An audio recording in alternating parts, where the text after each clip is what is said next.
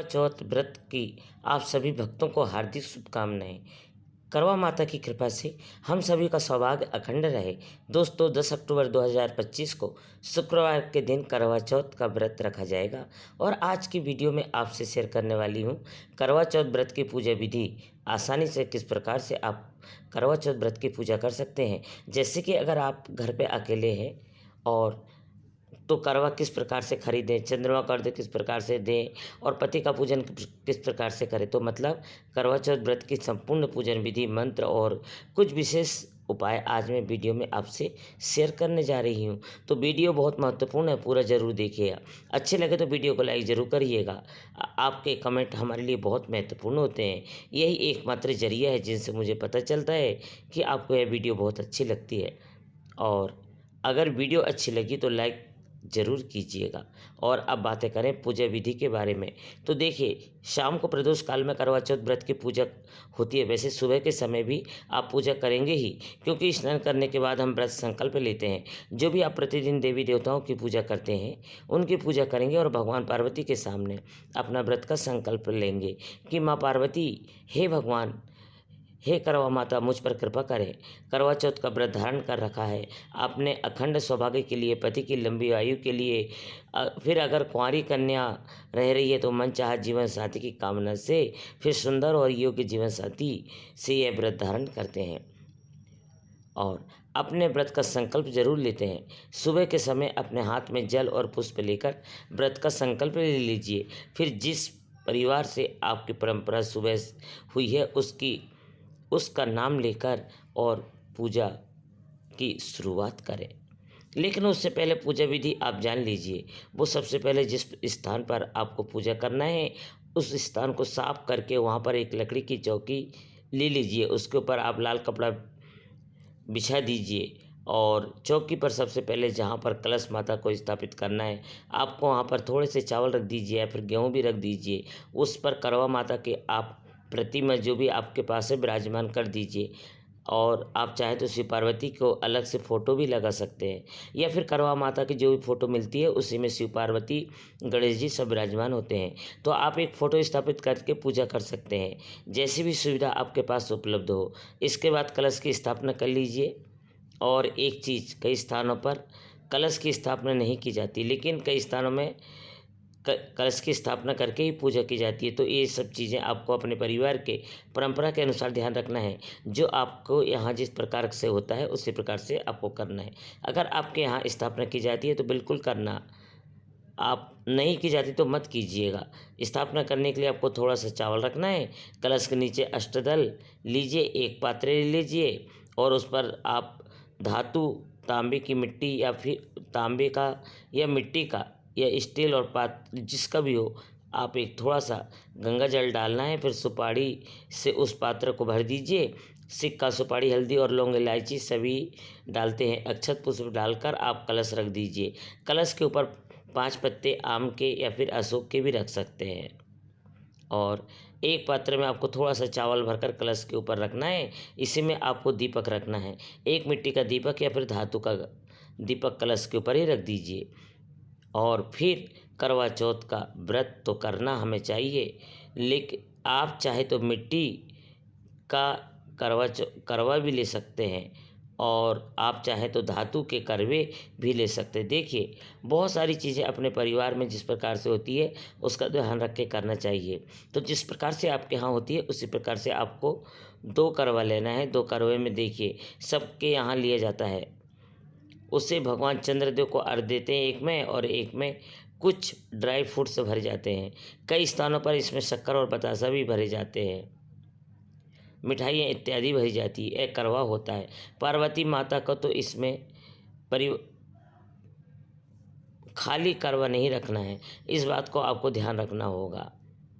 और उसके ऊपर ढक्कन लगाकर ढक्कन पर थोड़ा सा मीठा या ऐसा कुछ भी दक्षिणा के रूप में रखना है। फिर अच्छे स्थान पर ढक्कन में चावल या फिर गेहूँ रखा जाता है। फिर मीठा रखकर इसी के ऊपर हमें दक्षिणा रखना होता है। जैसा आपके यहाँ जिस प्रकार से होता है उस प्रकार से आपको करवा भरना है। इसके बाद अगर आप पहली बार कर रहे हैं तो आपके परिवार में नहीं कोई नहीं है करवा चौथ व्रत और फिर आप कर रहे हैं तो फिर आप अपने नियम तय कर लें। पहली बार जिस तरह से नियम पालन करोगी उसी तरह से हमेशा आपको करवा चौथ का व्रत करना है। आप करवा चौथ का व्रत करते समय करवा किधर रखना है? देखिए, जिस करवे में हम जल भरते हैं वह पार्वती माता की तरफ होता है। करवे में शक्कर भरा होता है और उसे शिव जी की तरफ रखना है। जब आप करवा रखते हैं तो करवे के नीचे चावल ज़रूर रख दीजिए। आप चाहे तो अष्टदल कमल बना सकते हैं या फिर चावल का ढेरों बनाकर उसके ऊपर भी कलश रख सकते हैं। और करवे इस प्रकार से आपको स्थापित करना है, खाली आपको नहीं रखना है, सबके नीचे अनाज जरूर रखना है। करवा माता की स्थापना हो गई। अब करवा भी अपने प्रज्वलित कर दिया और अब आप एक दीपक प्रज्वलित कर लीजिए।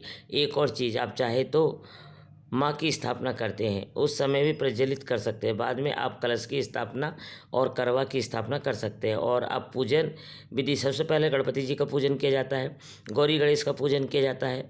अगर आपके पास चांदी के गौरी गणेश है तो आप उनकी पूजा कर सकते हैं।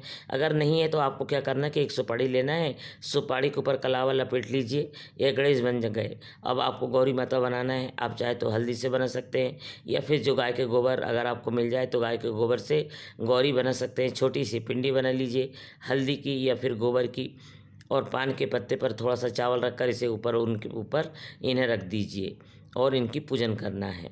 सबसे पहले जल के छींटे देकर गौरी और गणेश की स्थापना करा दीजिए। इसके बाद से धूप दीप पुष्प इत्यादि जो भी चीज़ें आपके पास उपलब्ध है सभी चीज़ें अर्पित करके गौरी गणेश का पूजन कर दीजिए।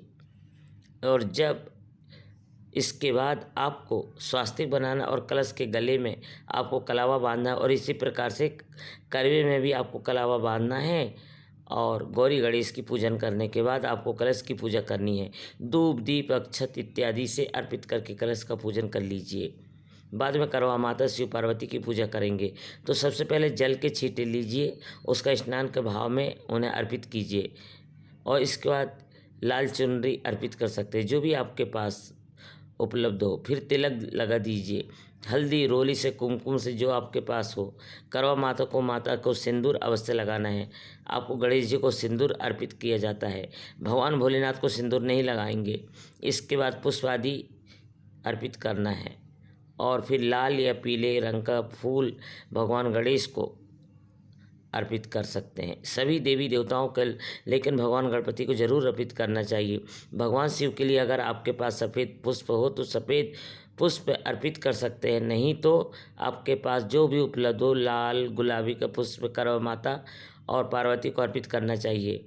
मतलब सभी देव देवताओं को जो भी चौकी पर विराजित है वह सभी की पूजन पाठ करके और पुष्प अर्पित करना चाहिए। इसके बाद धूप दीप इत्यादि सबको दिखाना है और जो भी आपके फोटो रखी है करवा माता की या फिर शिव पार्वती की उनको भी अपने धूप दीप अक्षत पुष्प से पूजन करना है। इसके बाद सुहाग की सामग्री आपको अर्पित करनी है जो भी आपके पास उपलब्ध है। श्रृंगार की सामग्री माता को अर्पित करनी चाहिए। अगर आपके पास 16 श्रृंगार की उपलब्ध है तो वो अर्पित कीजिए, जो है आपके पास वही दे दीजिए। मेहंदी चूड़ी काजल कुमकुम जो भी आपके पास है सब माता रानी को अर्पित कीजिए। इसके बाद बिछुए भी चढ़ा सकती हैं आप। बाकी की सारी चीज़ें आप जो भी चढ़ा सकते हैं आप प्रयोग करना चाहे स्वयं कर सकते हैं। कुछ चीज़ें आप दान कर सकते हैं, जैसे प्रश्न आता है कि सुहाग की सामग्री को हम दान किससे करें। देखिए, आप चाहे तो किसी ब्राह्मणी को सौभाग्यवती ब्राह्मणी को दान कर सकते हैं या फिर अपने परिवार में दे सकते हैं। जैसे कि आपकी सासू माँ सौभाग्यवती है उन्हें आप दे सकते हैं, कोई नंद है आपकी आप उन्हें दे सकते हैं या फिर जेठानी को दे सकते हैं। सौभाग्यवती महिलाओं को सुहाग सामग्री देते हैं। अगर वह बुजुर्ग और सौभाग्यवती हो तो अत्यंत श्रेष्ठ माना जाता है। ऐसी बुजुर्ग सौभाग्यवती महिला को सुहाग की सामग्री दक्षिणा के दीजिए, उनका मीठा मुँह कराइए और चरण स्पर्श करके उनका आशीर्वाद लीजिए तो अखंड सौभाग्य आपको मिलता है। लेकिन अगर ऐसा ना हो तो आप किसी को भी दे सकते हैं। जैसे कि एक कुंवारी कन्याओं को प्रश्न आएगा कि हम किसे दान करें। देखिए, आपके परिवार में आपकी भाभी है आप उन्हें दे सकते हैं, बड़ी बहन है या फिर कोई सहेली है उसे भी दे सकते हैं। फिर किसी ब्राह्मणी को भी दान कर सकते हैं। मतलब देखिए, देना हमें सुहागिनी स्त्री को ही है। सुहाग की सामग्री तो जो भी सुहागिनी स्त्री को आप चरण स्पर्श करके आशीर्वाद ले पाएंगे उन्हें ही देना है। आप सासू माँ के लिए निकालना है तो सासू माँ को भी दे सकते हैं। और सुहाग की सामग्री इसमें रख सकते हैं। इसके साथ ही कुछ दक्षिणा भी रखा जाता है और कुछ मीठा रखा जाता है। तो मतलब देखिए, जो भी आपकी समर्थ में हो अपने समर्थ के अनुसार आप निकालिएगा। सब कुछ इस बात पर निर्भर करता है कि आपकी समर्थ क्या है और आपके परिवार में किस प्रकार का नियम पालन किया जाता है। तो अपने परिवार के जिस प्रकार से होता है उसी प्रकार से आपको नियम पालन करना चाहिए। सुहाग की सामग्री आपने अर्पित कर दी, दक्षिणा स्वरूप में अपने अर्पित कर दीजिए। अब माँ को भोग लगाएंगे। मिठाई का भोग लगाते हैं, फलों का लगा सकते हैं, या फिर आपने कुछ मीठा पकवान बनाए हो तो उसका भी भोग लगा सकते हैं। इसके बाद एक पान के पत्ते पर लौंग, इलायची, सुपारी रखकर माँ को अर्पित कीजिए और इसके बाद दक्षिणा अर्पित कीजिए। दक्षिणा मतलब अपनी इच्छा के अनुसार जो कुछ भी पैसे आप जरूर अर्पित कीजिए। माँ से सुख और समृद्धि के लिए प्रार्थना करें और फिर अपनी इच्छा के अनुसार 100-500 रुपये जो भी आपके पास हो आप इसे दक्षिणा के रूप में दे सकते हैं।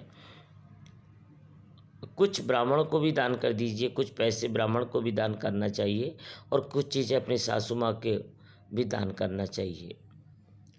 और इस प्रकार चौकी पर चढ़ा हुआ कोई पैसा आप स्वयं प्रयोग पर नहीं लाना चाहिए। सारे पैसे दान में ही जाने चाहिए, ब्राह्मण को दिए जाए या किसी को भी दिया जाए। इसके बाद भोग के चारों तरफ आपको जल को 2 बार घेरा बना दीजिए और अपने दोनों हाथ जोड़कर प्रार्थना कीजिए कि हे करवा माता, जो भी मैंने पूजा जिस प्रकार भी से किया है उसे स्वीकार करो। अनजानों में मुझसे कुछ भूल हो गई हो तो मुझे क्षमा करना। इसके बाद अपने एक जल का पात्र रखिए और अब आपको कथा सुनना है।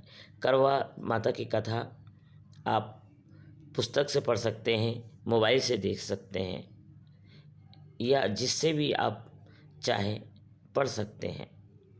इसके जैसे भी हो आप वहीं बैठकर सुन लीजिए और जब आप कथा सुनेंगे तो आपके हाथों में थोड़ा अक्षत के दाने, बिल्कुल भी खंडित चावल होते हैं, खंडित चावल नहीं लेना है, फिर हाथ में लेकर और कथा सुन लीजिए।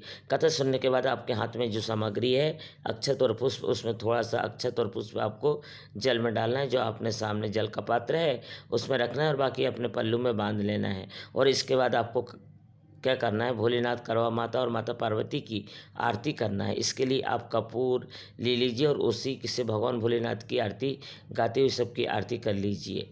कर्पूर गौरम करुणावतारम संसार सारम भुजगेंद्र आरम, इस आरती के द्वारा भी सबकी आरती कर सकते हैं। फिर ओम जैसी ओमकार है, इस आरती के द्वारा भी आरती हो सकती है। इसके बाद में करवा माता है, हे भगवान भोलेनाथ, हम आप पर कृपा करें हम पर, और इस तरह पूजा पाठ की भूल चूक हो उसे क्षमा करें। यथाशक्ति यथासंभव जो परिवार पर कृपा करें, बच्चों और मुझे पर कृपा बनाए रखना।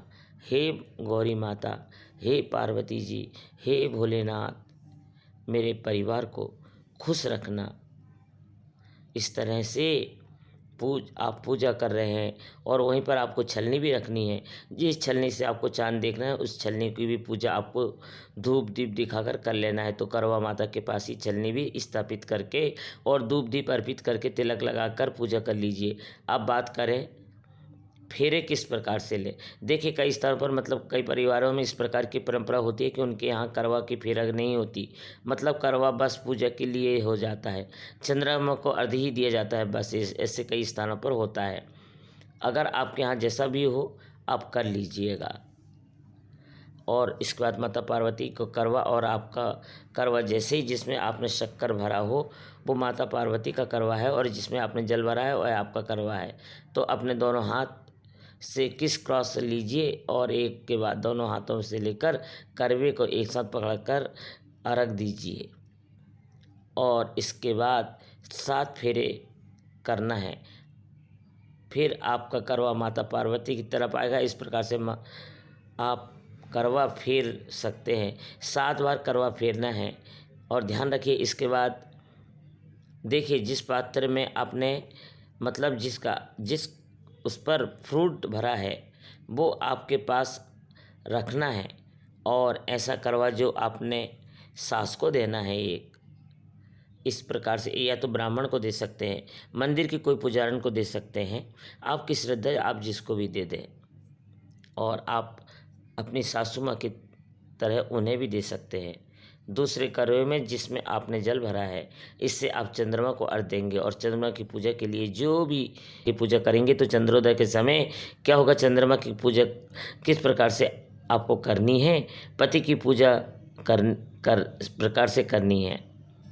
सारी पूजाएं पहले आप चांद को देखिएगा, चांद को तिलक करें, फिर पति को तिलक करें और फिर पति आपका पानी पिलाकर आपका व्रत को तोड़